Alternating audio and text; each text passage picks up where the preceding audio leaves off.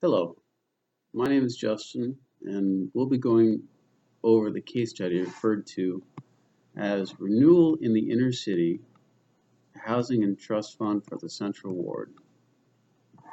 I'll be taking you through the main issue of this case study and a similar issue that had taken place.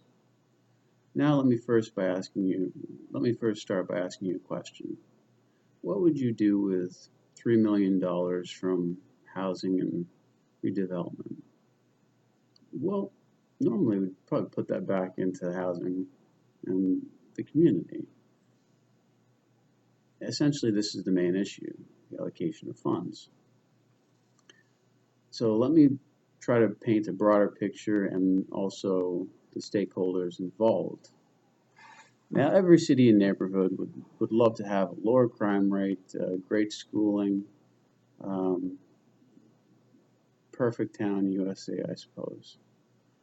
Unfortunately, uh, some hands are forced into dealing with this issue rather than we would like to not. Uh, in the case study, we find Evelyn Alvarado.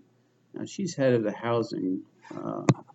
She's actually head of the housing department and also came up with a plan to revitalize the community with the HTF. Now, the HTF stands for the Housing Trust Fund. It's essentially a fund to put money back into the community. Now, this actually had two parts to it. The first part was take the difference between the baseline tax. Now, that's the tax rate before any development occurs, and the new tax rate. The higher it goes, the difference between those two is put into a fund. Evelyn believes that is going to be about roughly $2 million. So there we have the $2 million in the trust fund. The second would be that any commercial property purchased would be taxed. Now, Evelyn believed that that was going to be approximately $1 million. So right there we get our $3 million. She saw that the neighborhood had too many, and I quote, crack houses and SROs in the neighborhood. Now, SRO is an acronym for Single Room Occupancy Apartment. Now, she handed this over to her assistant. While going through it, her assistant,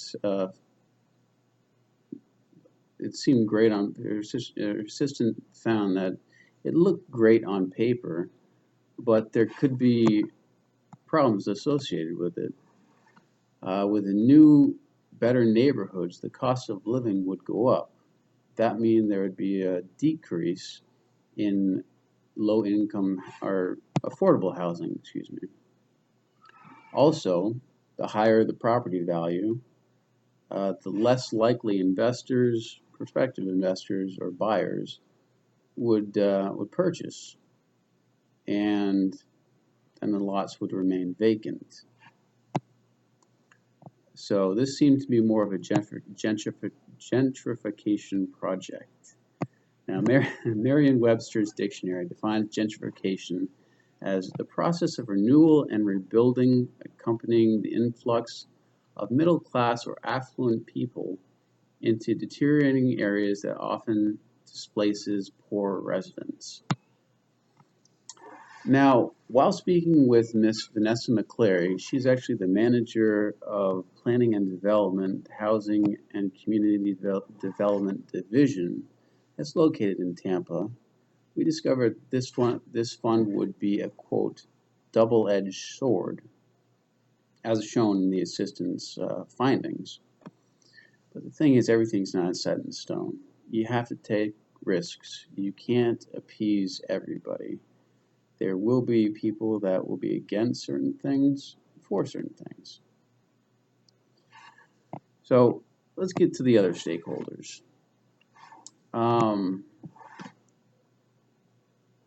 There's a delegation known as the Central Ward Delegation. It's comprised of people in the neighborhood that are affected actually by this HTF. So they obviously want to have some sort of say in what happens. They partnered up with the mayor and the commissioner of police and came up with a 4-point program. Now, this 4-point program was later known as the diversion program. Now, the first part of this program was grants to senior citizens. If the senior citizens weren't able to entirely pay for their housing, they be allocated funds. Second would be substance abuse clinics. Now, these clinics would obviously, if they work properly, drugs would go away, crime rate would decrease, and the appeal of the area would increase. Third would be daycare providers. Now, in these SROs, you have usually one parent and a child. Now, that parent needs to go to work, so, of course, where are they going to go? To daycare or have babysitters. And in this case study, apparently the babysitters or the daycares weren't that great. So this would help the parents immensely. And lastly, the fourth point was restoring dilapidated buildings to good condition. The grants to senior citizens and also making buildings that aren't slated for demolition look better. This is what Evelyn wanted. So parts 2 and 3 she did not agree with. Now, during our meeting with Miss Vanessa McCleary, she spoke about Sulphur Springs, Florida, which she had she was involved in. Now, during this, she actually said that there are 4 main steps that would help a community survive and, well, just get better. The first would get rid of abandoned buildings, get rid of garbage, just make the place look better. After that, the second part is you take care of the crime. Police raids, patrolling, and drug rehabilitation, which is also mentioned under the 4-point plan. This also would have a great, it would make it more presentable. Now, the third part was single-family homes. It was shown that those that rented were less likely to maintain their property as those that owned. So they wanted to get people, families actually, single-family homes in there, but purchasing, owning. And fourth, if you're a family, normally you'd have children. Now, if you make the schools better, that's going to make it a lot better. It's going to make it more desirable. Better schooling, less crime rate. That's what they need. So let's recap here. The main issue is the allocation of money and where it should go. The stakeholders involved are Evelyn Alvarado, the mayor, the police commissioner, the Central Ward delegation, and residents. Now, for the views of these stakeholders and our recommendation, I would like to present Mr. John Gallagher. Thank you. Now we are going to be going over the stakeholders' perspective. Evelyn Alvarado was the head of the housing department in the city's Bureau of Human Services, and the one who first thought of the plan for the Housing Trust Fund. She believed that her original idea was going to offer low-income housing to people who needed it, and bring in business to the Central Ward. When she learned about the diversion plan from the Central Ward delegation, she felt that the 4 points had little to do with the original plan, and that the broader set of social goals would do little to improve the community.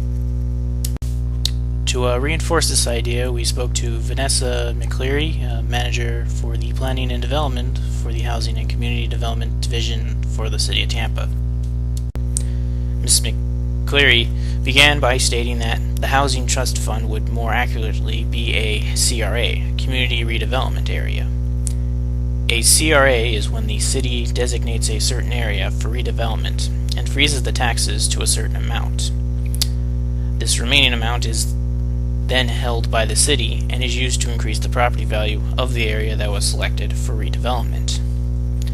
Things that the funds would be used for are to improve infrastructure like repairing or replacing sewer lines, to social issues like offering rehabilitation centers for drug users. She did rebuke, though, that the CRA is used to improve the property value of the community. Doing this is a double-edged sword. Improved property value means greater taxes. With greater taxes, you run into the problem of whether people can afford the housing into the neighborhood. To fix this issue, the city would need to either increase income or decrease expenses. For this, the city would need to set up programs to help people get better jobs and better ways of living. Ms. McCleary stated that in order to encourage the property value to increase that will allow businesses to come, the city would need to address social ills of the community. People maintain the structure of community, so the plan would need more than just housing. If a community has a crime and drug problem, building affordable housing will not improve the neighborhood, only allow more crime and drugs. If the city has to remove the drug dealers, the community still has the people who bought the drugs from them in the first place, and new drug dealers will eventually arrive. Moving the problem does not fix it. Only when the issue is addressed within the community can the problem be solved. In the case study, a committee was formed to figure out how buildings will be chosen to be demolished. Ms. McCleary mentioned that this process is based on the plan for the community and what would replace the buildings. The buildings would most likely be placed based on how that area is zoned by either building for a business or housing. The Central Ward delegation consisted of community leaders for the Central Ward. They believed that since the funds were going to the Central Ward, members of the community should determine what the funds are used for. They believed that the diversion program would be a better use for the funds. The mayor of the city approved the first plan for the Housing Trust Fund, but upon feeling pressured by the community members from the Central Ward, he changed it to what they wanted the funds to be used for. Since the people are the ones that vote, he felt that he needed to allow their plans to go through, so he agreed to the 4 points of the diversion plan, as they were the most reasonable. This is the part of the presentation where we would make a recommendation. For a recommendation to the issue brought up in the case study, we both agreed that following a plan similar to a CRA mentioned by Vanessa McCleary improve the social issues of the community when it's people before rebuilding. The original plan for the Housing Trust Fund seemed to want to automatically dive into reconstruction. Doing this might make affordable houses, but without the infrastructure of the people wanting the community to stay improved, it would just go back to the way it was, as if it almost was kind of trapped in a vicious cycle. After talking with Vanessa McCleary, the best course of action we think that the city in the case study should do is something similar to the suggestions by the Central Delegation Ward's diversion plan. The diversion plan seemed to have the most in common with a CRE plan, working on improving the livings of the people of the community to help them achieve a better living and a more secure community infrastructure. This concludes our presentation. Thank you for watching.